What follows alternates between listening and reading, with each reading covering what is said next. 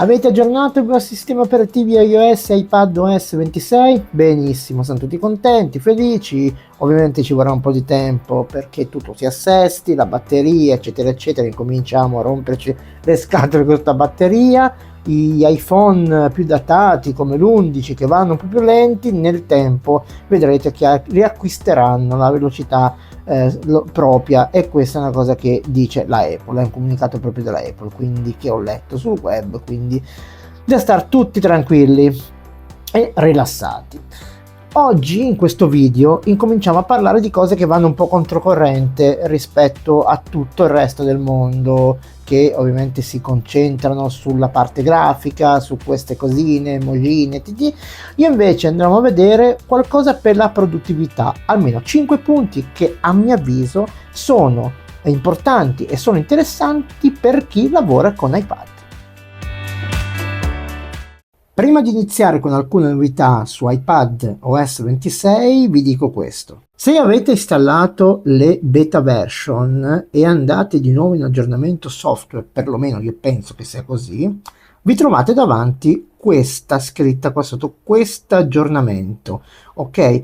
Io lo consiglio di fare perché tanto l'aggiornamento è finale questo qui, quindi salvate la beta, questo è l'aggiornamento finale. Quindi aggiornatelo così almeno siete più tranquilli.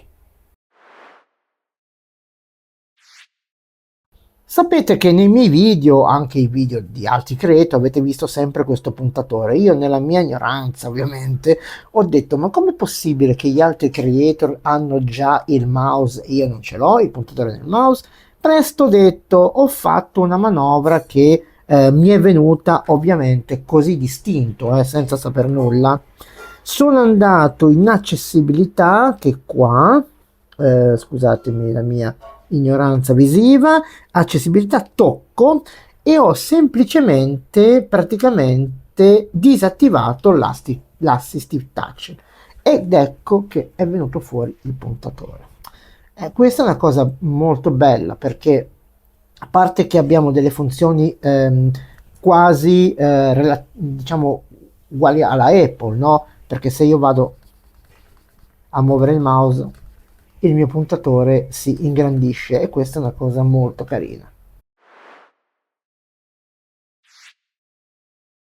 Armatomi del solito accessorio, vi faccio vedere un'altra chicchina. Se andiamo all'interno, che è legata al mouse e alla tastiera questa volta, se andiamo all'interno di accessibilità, andiamo in zoom, ok, e andiamo sotto sopra, adesso non mi ricordo mai dov'è, abbreviazione da tastiera, eccolo qui, ci clicchiamo dentro, in fondo troviamo questa nuova voce. Questa nuova voce ci permette infatti di andare a fare questo, andare praticamente come succede per il Mac. Se io tengo premuto CTRL e vado sul mouse a agire sulla rotella, lo schermo si ingrandisce. Quindi per chi vede meno come me, che sono ovviamente molta difficoltà ma vado avanti ugualmente, è una cosa pazzesca questa, perché io posso ingrandire, vi faccio rivedere, con CTRL la rotella e lo schermo si ingrandisce. Quindi è una cosa veramente veramente pazzesca.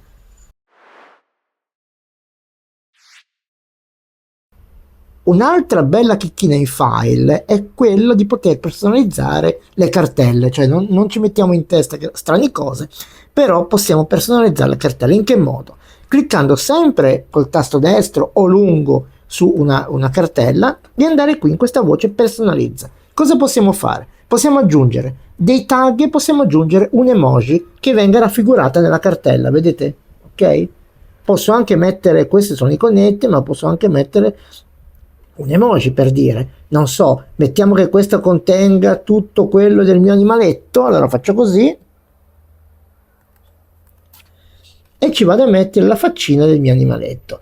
Poi vado qui e se voglio taggarla col colore dico ok, fammi questa cartella, taggamela di rosso, taggamela col tag rosso. Vado indietro, ok, vedete che adesso praticamente la cartella ha l'emoji del mio cagnolino, ma se vado qua sotto e vado nei tag rosso, appare ovviamente la cartella.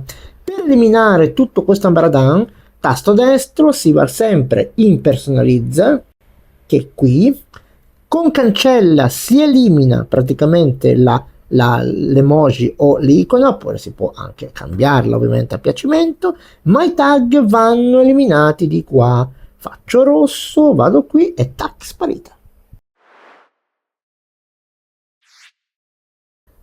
Una funzione che riguarda sempre il file è questa: se clicco lungo o col tasto destro su una cartella, vedete qua è stata aggiunta una voce aggiungi a preferiti, la conosciamo già, vedete va nella barra laterale, quindi ce l'ho qui adesso, quindi per cancellarla, per eliminarla, non faccio altro che andare sulla voce stessa che è stata aggiunta, cioè la cartella stessa, clicco il tasto destro e vado a fare così.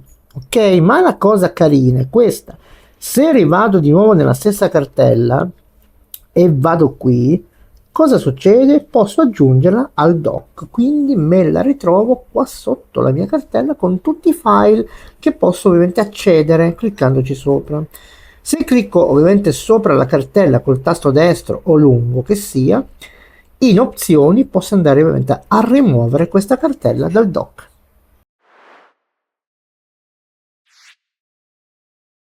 Un'altra cosa simpatica, io però non so se c'era già in iOS 18 perché non potevo provarlo, perché non avevo ovviamente l'iPad che lo supportava, è questa. In File possiamo ora ridimensionare, non lo so se potevamo già farlo, ridimensionare le colonne, vedete, portare praticamente le colonne, ok, alla dimensione che abbiamo. Poi se andiamo in questi tre puntini, ora abbiamo la possibilità di fare questo.